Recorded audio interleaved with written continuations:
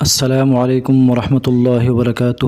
امید ہے آپ ایمان اور صحت کے بہترین حالات میں ہوں گے۔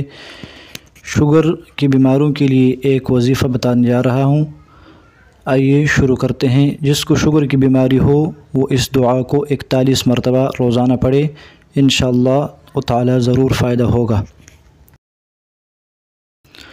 آئیے سیکھتے ہیں۔ اعوذ باللہ من الشیطان الرجیم، بسم اللہ الرحمن الرحیم، رب ادخلنی مدخل صدق واخرجنی مخرج صدق واجعل لی من لدنک سلطانا نصیرا۔